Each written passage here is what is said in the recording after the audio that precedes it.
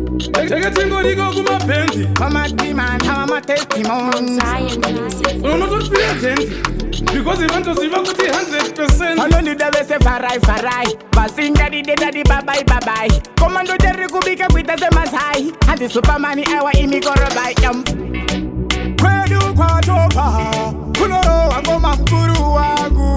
Kwedu kwa topa. Wakareba no roba mangoma nembo mamkoma. Kwedu kwa topa.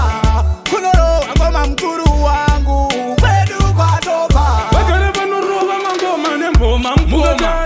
Muga wana zazwa hameno wanenge bachitamba nuwa oh isu tutoirova orova ngoma dzezeka na kunoroba mbira aiwa hatitere kutoa kuti hanzi taitare kutova kana kuti hanzi taitare kurova rova tichipapadzira ndenge ndichiimba tichitenjera kubva kuti ndichinyadzisira patine ndenge ndazoimba kekupedzisira timani hauzwe kuti ndichimba zvinonyadzisira saka kumasvingo ini kwandobva ndiko kune great Zimbabwe dzimba dzemabwe totaura zirahwe saka ndiko kwakabvavhara zipe kwedu kwatopa kunorowa ngoma mkuru wangu kwedu kwatopa vagare vanorova mangoma nemboma mukoma kwedu kwatopa kunorowa ngoma mkuru wangu kwedu kwatopa kana kutamba takutamba nechirungu ona sese nechirungu kutreva muta kuti nechirungu kufudza mombe takufudza nechirungu kuseka kwacho takuseka nechirungu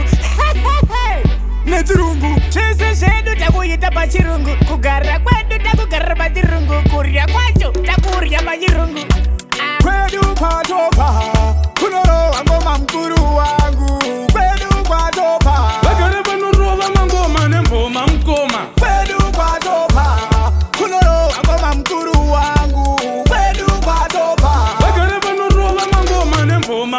saka kumasvingo ini kwandobva ndiko kune great Zimbabwe dzimba dzemabwe totaura zirahwe saka ndiko kwakabvavhara zipe haiwa nengoma hatese chepe skiribidiraskelepu takapinda shuwa Zimbabwe baba rareva kunetsa rere nekuda kwekuti musi wa 2 January unenge uri musi watundira uyo kampira vanopasa vanobuda manyukira vanotyurwayo chibva vatsvukira vachizosungirira aiwa vachifunga vachatopfuura pandiri matenda akapfuurira kwedu kwatopa kunorowa ngoma mkuru wangu kwedu kwatopa vagare vanorova mangoma nemboma mukoma kwedu kwatopa kunorowa ngoma mkuru wangu kwedu kwatopa vagare vanorova mangoma nemboma mukoma kwedu kwatopa kunorowa ngoma mkuru wangu kwedu kwatopa vagare vanorova mangoma nemboma mukoma kwedu kwatopa